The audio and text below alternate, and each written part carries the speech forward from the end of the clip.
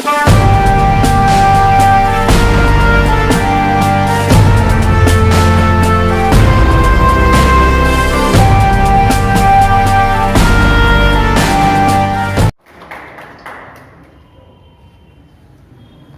बाद जल्दी अजय भैया जिंदाबाद जिंदाबाद जिंदाबाद अजय भैया जिंदाबाद जिंदाबाद।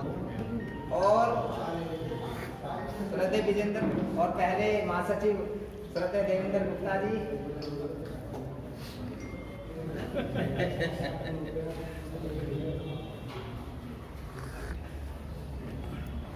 और डॉक्टर अंबेडकर विचारक स्कूल्स एसोसिएशन से श्रद्धेय राजकुमार मोहन जी और श्रद्धेय राकेश सागर। वो दोनों भी श्रद्धेय अजय गौतम जी का स्वागत करें। और उनसे पहले श्रद्धेय मुजीब खान जी अध्यक्ष महोदय। हम सब ने ये ठाना है, हम सब ने ये ठाना है,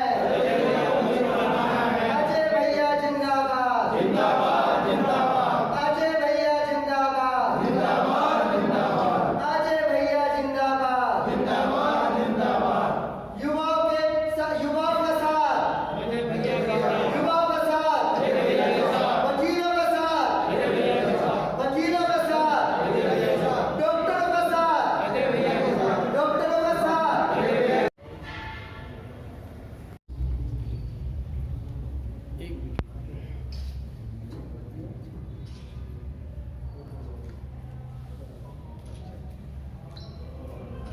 आप सभी साथियों को बहुत बहुत स्वागत होगा बहुत बढ़िया, बहुत बढ़िया।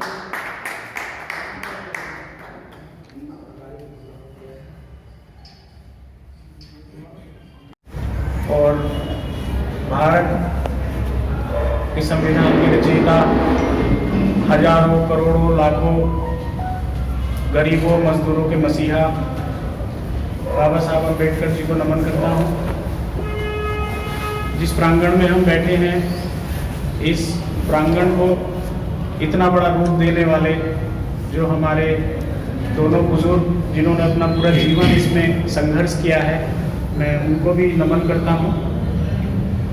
और यहाँ उपस्थित सभी साथी जो विभिन्न संगठन से आए हैं, मैं उनका हार्दिक धन्यवाद और स्वागत करता हूँ। साथियों, जैसा आप सबकी जानकारी में है कि ये एमएलसी स्नातक चुनाव चल रहा है और 1 दिसंबर को इसका वोटिंग होने वाला है। तो इस बार सोशल मीडिया के माध्यम से, प्रत्याशियों के माध्यम से जागरूकता है, लोगों को ये पता है कि ये चुनाव है, कि एमएलसी स्नातक का कोई चुनाव होता है। लेकिन इस चुनाव का बैकग्राउंड आप देखेंगे कि ये चुनाव उत्तर प्रदेश में 48 सालों से होता आ रहा है, लेकिन इसकी जानकारी लोगों को नहीं है। उन लोगों को भी नहीं है जो राजनीतिक रूप से 24 घंटे लगे रहते हैं। राजनीति में पूरा समय उनका दिन से दिन रात उसी में बीतता है। तो आप इससे अंदाजा लगाइए कि ये जो सीट एमएलसी स्नातक की है, ये कितनी गोपनीयता से लोग लड़ते रहे हैं और इस पे जीतते रहे हैं। लेकिन उनके 48 सालों से इन सीट पे जीतते रहने के बावजूद मैं उनका आपको बताना चाहूँगा। हम ग्रेजुएट एमएलसी की बात कर रहे हैं, ये भी 2 चुनाव है, ग्रेजुएट और शिक्षक का। ग्रेजुएट एमएलसी जो हमारे चुने जाते हैं, उसमें वो अपने नाम के साथ उन्हें ग्रेजुएट एमएलसी लिखने में शर्म आती है। बाबूजी जो एमएलसी यहाँ हैं, वो अपने नाम के सामने लिखते हैं शिक्षक नेता। तो जिस दिन उन्होंने अपने नाम के साथ शिक्षक नेता लिखा, तो मेरे हिसाब से शायद ग्रेजुएट जो लोग हैं जिनकी वोट से वो एमएलसी बनते हैं, उनका प्रतिनिधित्व उसी दिन खत्म हो गया। उनकी लिस्ट में ग्रेजुएट कहीं नहीं है, वो शिक्षक नेता हैं। और जो मेरी बात सुन पा रहे हैं चैनल्स के माध्यम से, मैं ये भी बताना चाहूँगा कि शिक्षक एमएलसी 2 हो गए, ग्रेजुएट खत्म हो गया, उसके बावजूद भी जो प्राइमरी और जूनियर के जो टीचर्स हैं, उनको वो शिक्षक हैं। एक प्राइवेट स्कूल में 3 साल पढ़ाने वाला व्यक्ति वो शिक्षक एमएलसी में वोट दे सकता है, इट मीन्स वो शिक्षक है। लेकिन जो गवर्नमेंट जॉब में वो सालों साल प्राइवेट में जूनियर और प्राइमरी में जो टीचर पढ़ा रहे हैं, वो उनकी नजर में शिक्षक भी नहीं है, उनको उसमें वोट देने का अधिकार नहीं है, अपना प्रतिनिधि चुनने का अधिकार नहीं है। तो ग्रेजुएट लेवल की जो अनदेखी अब तक होती है, मैं आप सभी के बीच का आपका भाई, आपका बच्चा हूं। मैं राजनीतिक व्यक्ति नहीं हूं और ना ही मुझे नेता बनने की कोई लालसा, कोई इच्छा है। ये चुनाव पढ़े लिखे लोगों का है, एक सामाजिक लोगों का है। तो पढ़े लिखे होने के वजह से ये हमारा सबका एक डिसीजन था, पूरे ग्रुप का डिसीजन था कि इस चुनाव में पार्टिसिपेट करना चाहिए, क्योंकि हम लोग इस बात को पढ़े लिखे लोगों को समझा सकते हैं कि वोट की वैल्यू क्या है। वरना आप डायरेक्ट पॉलिटिक्स की बात करेंगे तो उसमें तरह तरह की चीजें आ गई हैं, लोगों को तरह तरह के लुभावने वादे किए जाते हैं, लुभावनी चीजें उनको मुहैया कराई जाती हैं, जिससे हमारा जो वोट है, जो हमारा अधिकार है, वो कहीं ना कहीं डिस्टर्ब होता है। इन अनुचित साधनों से जो हमारा वोट डिस्टर्ब होता है, ये इसका परिणाम है कि ये जनप्रतिनिधि हमारी अनदेखी करते हैं। तो मैं आप सभी को इस चुनाव में आपकी जो पोजीशन है वो बताना चाहूँगा कि इसमें तकरीबन पौने 2 साल से हम लोग लगे हुए हैं। हमने लगभग 9 जिले हैं, इसमें 9 के 9 जिले में लगभग सभी सेंटर्स पे बूथ कमेटी तक गठित कर दी हैं। वो लोग अपने स्तर से वोटर से संपर्क कर रहे हैं और जो सबसे महत्वपूर्ण काम है उनको वोटिंग सेंटर तक ले जाना, वो लोग अपनी अभी से जिम्मेदारी निर्धारित किए हुए हैं।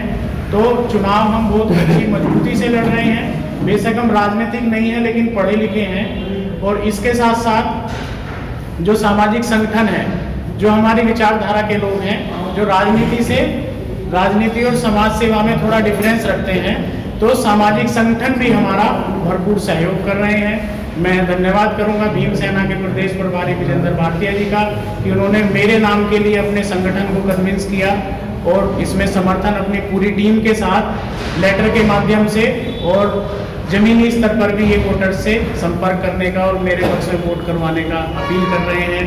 मैं धन्यवाद करना चाहूँगा देवेंद्र गुप्ता जी का। आप महासचिव हैं जूनियर हाई स्कूल प्रबंधक वेलफेयर एसोसिएशन के।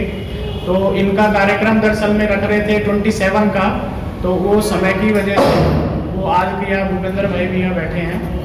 तो हमारी एक जून में मीटिंग हुई थी जिसमें तकरीबन 40-50 स्कूल वाले सभी साथी थे। तो ये लोग तभी से साथ हैं, लेकिन वो होता है चुनाव इतना बड़ा है कि इसमें अपने साथ को दिखाना दूसरों को वो एक बहुत बड़ा चैलेंज है कि कैंडिडेट अपना नाम इन नोटों में पहुंचा दे तो ये मान लो कि वो आधा इलेक्शन जीत गया।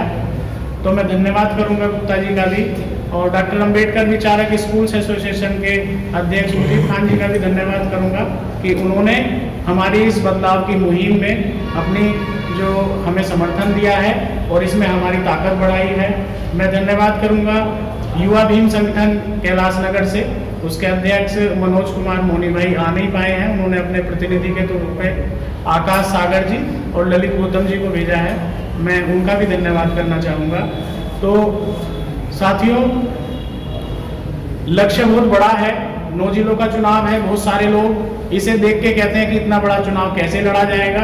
तो बिल्कुल भी ये दिमाग में ना लाएं कि हम लोग सामाजिक लोग राजनीतिक लोगों से लड़ नहीं सकते, उनके सामने चुनाव जीत नहीं सकते। हम लोग पूरी मजबूती से आज आपके साथ जो संगठन इन 9 जिलों में खड़ा है वो बिल्कुल निस्वार्थ भाव से, मैं किसी को गाड़ी नहीं दे रहा हूँ, किसी को गाड़ी का तेल नहीं दे रहा हूँ, किसी को खाना नहीं दे रहा हूँ, लेकिन वो लोग दिन रात मेहनत कर रहे हैं। आप सोशल मीडिया पे सर्चिंग करके देखिएगा, सहारनपुर मुजफ्फरनगर में तकरीबन 100 लोग ऐसे हैं जो गांव-गांव घूम रहे हैं और फेसबुक पे हमारी पोस्ट कर रहे हैं। वो हमारे गाजियाबाद से 2 साथी वहीं परमानेंट वहीं पे हैं। तो वो लोग गांव-गांव घूम रहे हैं और फेसबुक पे के माध्यम से आपको बताने का प्रयास भी कर रहे हैं कि सहारनपुर अजय भाई के साथ लगा हुआ है। इसी तरह बुलंदशहर से, गौतम बुद्ध नगर से सभी साथी इस चुनाव को मेरा चुनाव ना समझ के अपना चुनाव, क्योंकि ये व्यक्तिगत चुनाव नहीं है। मैं पहले दिन से कॉमर्शियल पॉलिटिक्स जो आ गई, जो एक रहता है कि हाँ कोई चुनाव आया और व्यक्ति ने अपने 4 दोस्तों से डिस्कस करके कि जी मैं प्रत्याशी बन गया, तो मैं ऐसा प्रत्याशी नहीं हूँ। मुझे समाज के जो लोग हैं जिनके बीच में हम लगातार 4-5 सालों से काम कर रहे हैं एजुकेशन और एंटरप्रेन्योरशिप के क्षेत्र में, उन सब का डिसीजन था कि ये चुनाव लड़ूं। तो मैं सामाजिक कैंडिडेट बना था, आज भी सामाजिक कैंडिडेट हूं, और अगर आप सबके सहयोग से मुझे सदन में जाने का मौका मिला तो मैं तब भी सामाजिक प्रतिनिधि के रूप में ही काम करूंगा। व्यक्तिवाद जो व्यक्ति पे हावी होता है, इसके लिए मैं खुद को सौभाग्यशाली मानता हूं। जैसा बाबूजी ने पिताजी का बताया, मैं सन 2000 से अपने पिताजी के साथ रहा हूं और मुझे आप जैसे बुजुर्गों के साथ बैठने का मौका मिला है। तो ये जो बीमारियां होती हैं, जैसे व्यक्तिवाद हो गया, या मेरी उम्र में कहें तो इस उम्र में तरह तरह की चीज़ें होती हैं, मैं उनसे थोड़ा सा ऊपर उठ गया हूँ, क्योंकि मेरे संस्कार और मुझे जो नॉलेज उठने बैठने का ज्ञान मिला है वो आप जैसे बुजुर्गों से मिला है। तो मैं हमेशा समाज के लिए जैसे आज लड़ रहा हूँ ऐसे ही लड़ता रहूँगा। सदन में अभी उस एसोसिएशन में बात हो रही थी, सर गुप्ता जी, जब वो ये स्कूल बंद चल रहे ये जो स्कूल हमारे हैं, स्कूल की 2 संस्थाएं हैं, इन स्कूलों का कोई बात नहीं करता। स्कूलों की अगर बात होती है, सदन में होती हूँ, कहीं होती हूँ, वो होती हैं वो स्कूल जो एक विशेष कैटेगरी के स्कूल हैं, जहाँ हम और आप लोग अपने बच्चों को पढ़ा नहीं सकते हैं। तो वहाँ पे यही डिसाइड हुआ कि हमारे बीच से अगर कोई व्यक्ति वहाँ जाएगा तो वो हमारी बात करेगा।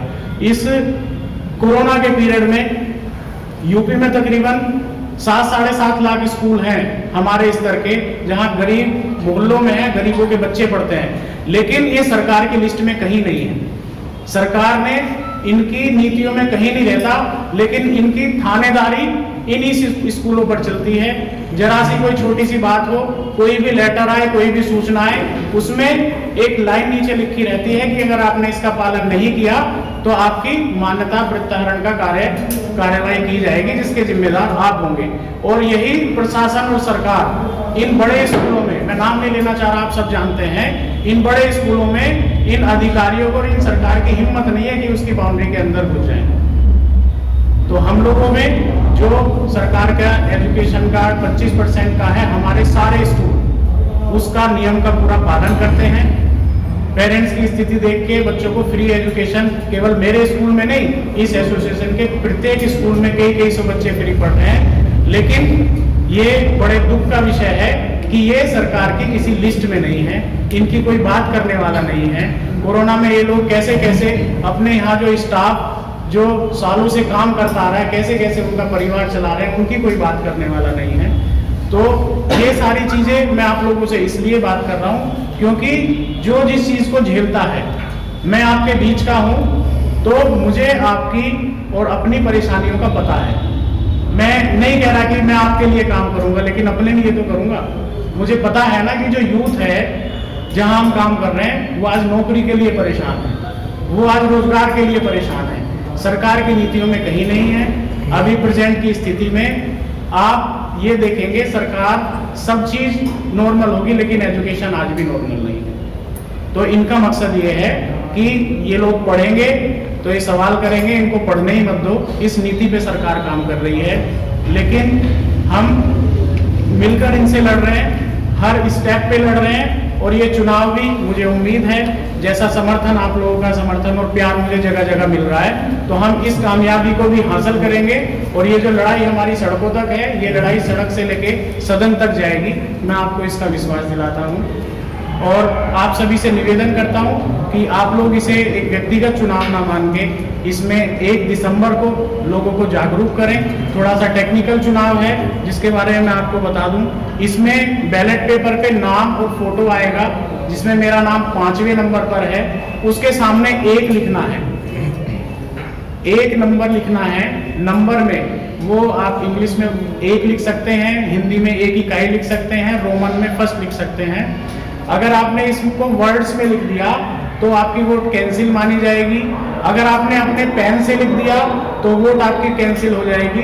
जो बूथ पर आपको पेन मिलेगा आपको उसी का यूज करना है। तो इस चीज को, इसे जो चैनल्स के माध्यम से मुझे सुन रहे हैं, वो लोग भी इस चीज का ध्यान रखें, उसमें अपने पेन का यूज ना करें, बल्कि बूथ पर पेन लेकर जाए है ना, वो जो बूथ पर पेन मिलेगा उसी पेन से 1 लिखें। 5वें नंबर पर मेरा नाम है। मैं आप सभी से निवेदन करता हूं कि आप मिलजुल कर इस कामयाबी को हासिल कीजिए। और मैं आपसे वादा करता हूं कि जो एक नेताओं का हीरोइज्म वाला कंसेप्ट है, हमारे नेता हीरो होते हैं, उन्हें ये माइक मंच माला जो है ये सजी सजाई चाहिए, वो भाषण देते हैं और चले जाते हैं। तो मैं वो जो एक पैटर्न बना हुआ है मैं उसे बदलने का प्रयास करूंगा। मैं एक एग्जाम्पल के तौर में आपके बीच में रहूंगा, ऐसा आपसे वादा करता हूं। इसी के साथ मैं आप सभी को और मैं यहाँ आए हुए सभी का धन्यवाद करता हूँ। सभी संगठन के पदाधिकारियों का, बहन जी विमलेश जी हैं, ये इनका भी मैं बहुत बहुत धन्यवाद करता हूँ। और सभी से निवेदन करता हूँ कि आप मुझे अपना आशीर्वाद जरूर दें। Press the bell icon on the YouTube app and never miss another update.